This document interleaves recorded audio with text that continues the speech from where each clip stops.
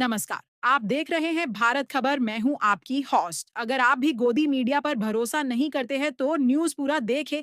यहाँ पर मिलेगा देश दुनिया की हर बड़ी और भरोसेमंद खबर सबसे तेज। सबसे पहले चलिए शुरुआत करते हैं आज की 25 सबसे बड़ी राजनीतिक खबरों के साथ। 25 जहां बयान भी गर्म है और देश की राजनीति भी। आज संसद के दोनों सदनों में भारी हंगामा देखने को मिला। विपक्षी दलों ने सरकार को कई मुद्दों पर घेरते हुए प्रधानमंत्री से प्रत्यक्ष जवाब की मांग की। कांग्रेस और गठबंधन की अन्य पार्टियों ने कहा कि देश जिन मुद्दों से जूझ रहा है, चाहे वह बेरोजगारी हो, महंगाई हो या सुरक्षा, उस पर प्रधानमंत्री का सीधा बयान आना चाहिए। हंगामे के कारण प्रश्नकाल कई बार बाधित हुआ। कांग्रेस नेता ने तीखा बयान देते हुए कहा, सरकार जवाब देने से भाग रही है। यह लोकतंत्र के लिए अच्छा संकेत नहीं। वहीं सत्ता पक्ष ने विपक्ष पर बेवजह माहौल बिगाड़ने का आरोप लगाया। आज का सत्र टकराव भरा रहा और आगे भी बहस के तेज होने की उम्मीद है। प्रधानमंत्री का बड़ा बयान, विकास 2030 नीति जल्द लागू। आज एक बड़ी रैली में प्रधानमंत्री ने देश के लिए एक नई विकास 2030 नीति की घोषणा की। प्रधानमंत्री ने कहा कि यह नीति युवाओं, स्टार्टअप्स और ग्रामीण विकास पर केंद्रित होगी। उन्होंने दावा किया कि आने वाले वर्षों में भारत दुनिया की टॉप 3 अर्थव्यवस्थाओं में शामिल होगा। अपने भाषण में उन्होंने विपक्ष को निशाने पर लेते हुए कहा, कुछ पार्टियां देश को पीछे ले जाना चाहती हैं, लेकिन जनता विकास चाहती है। प्रधानमंत्री का यह बयान सोशल मीडिया पर तेजी से वायरल हो रहा है। विशेषज्ञों का मानना है कि यह घोषणा आगामी चुनावों से पहले एक बड़ा राजनीतिक संदेश है। राहुल गांधी का बयान, सरकार आर्थिक मोर्चे पर फेल। कांग्रेस नेता राहुल गांधी ने आज प्रेस कॉन्फ्रेंस में सरकार पर तीखा हमला 2023 बोला। उन्होंने कहा कि देश में महंगाई और बेरोजगारी ऐतिहासिक स्तर पर पहुंच चुकी है, लेकिन सरकार दोनों मुद्दों पर ठोस कदम उठाने में असफल रही है। राहुल गांधी ने संसद में इस मुद्दे पर विशेष चर्चा की मांग की है। उन्होंने कहा, सरकार आंकड़ों से खेल रही है, लेकिन जमीनी हकीकत कुछ और ही कह रही है। बीजेपी ने जवाब दिया कि राहुल गांधी देश की प्रगति नहीं देखना चाहते। यह मुद्दा आज पूरे दिन राजनीतिक चर्चा में बना रहा। गृह मंत्री का सख्त बयान, सुरक्षा से कोई समझौता नहीं। आज उच्च स्तरीय सुरक्षा बैठक के दौरान गृह मंत्री ने स्पष्ट संदेश दिया कि भारत की सुरक्षा किसी भी कीमत पर कमजोर नहीं होने दी जाएगी। उन्होंने राज्यों के पुलिस प्रमुखों से कहा कि इंटेलिजेंस नेटवर्क को और मजबूत किया जाए और संदिग्ध गतिविधियों पर तुरंत कार्रवाई की जाए। गृह मंत्री ने यह भी कहा कि कुछ सीमाई क्षेत्रों में निगरानी और बढ़ाई जाएगी। विपक्ष का कहना है कि सरकार सुरक्षा मुद्दों को राजनीतिक रूप से पेश कर रही है, लेकिन केंद्र ने इसे राष्ट्र की सुरक्षा के लिए जरूरी कदम बताया। सुप्रीम कोर्ट में चुनाव फंडिंग पर आज अहम सुनवाई। सुप्रीम कोर्ट में आज चुनाव फंडिंग और पारदर्शिता को लेकर अहम सुनवाई हुई। कई राजनीतिक दलों ने अदालत से मांग की कि चुनाव में मिल रहे फंड के स्रोत पूरी तरह सार्वजनिक किए जाए। कोर्ट ने सरकार से कहा कि वह 3 दिनों के भीतर विस्तृत जवाब दाखिल करे। विपक्षी दलों का कहना है कि बिना पारदर्शिता के चुनाव कॉरपोरेट निर्वाचिका बन रहे हैं। केंद्र ने कोर्ट में कहा कि नई फंडिंग व्यवस्था भ्रष्टाचार कम करने के लिए बनाई गई है। अदालत की अगली सुनवाई बेहद महत्वपूर्ण मानी जा रही है। केजरीवाल का बड़ा आरोप, दिल्ली की योजनाओं में जानबूझकर अड़चन।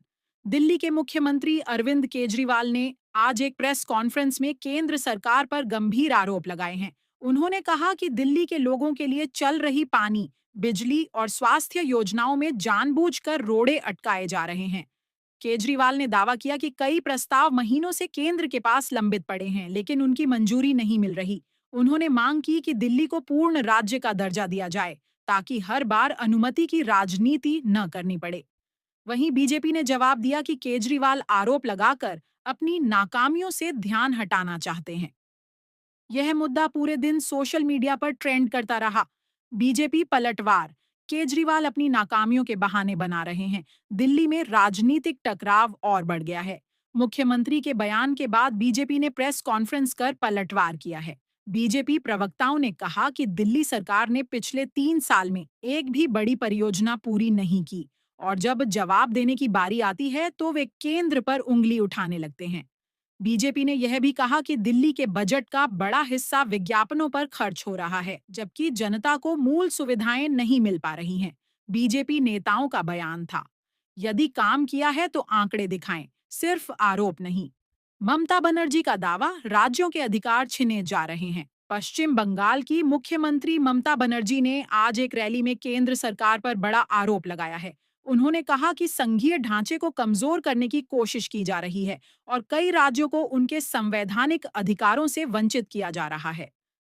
ममता बनर्जी ने कहा कि राज्यों की आवाज संसद और मंत्रालयों में उतनी सुनी नहीं जा रही जितनी पहले सुनी जाती थी।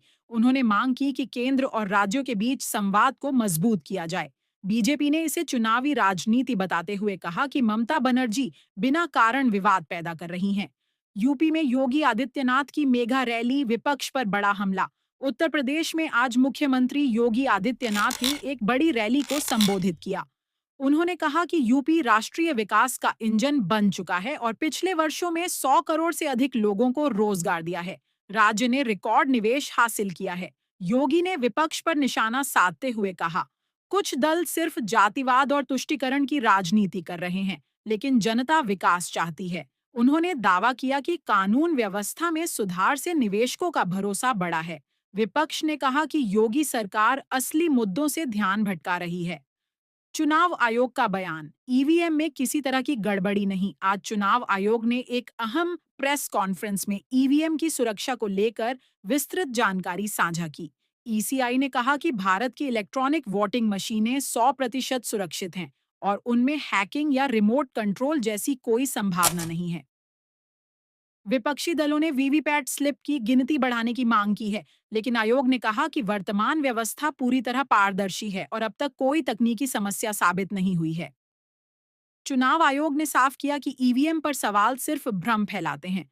बिहार में नीतीश कुमार की नई घोषणा, नीतीश कुमार ने कहा कि बिहार सरकार युवाओं के लिए नई रोजगार नीति लाने जा रही है। उन्होंने कहा कि स्किल ट्रेनिंग पर विशेष ध्यान दिया जाएगा। विपक्ष ने इसे चुनाव से पहले की राजनीतिक घोषणा बताया। तेलंगाना में केसीआर की वापसी, केंद्र पर हमला।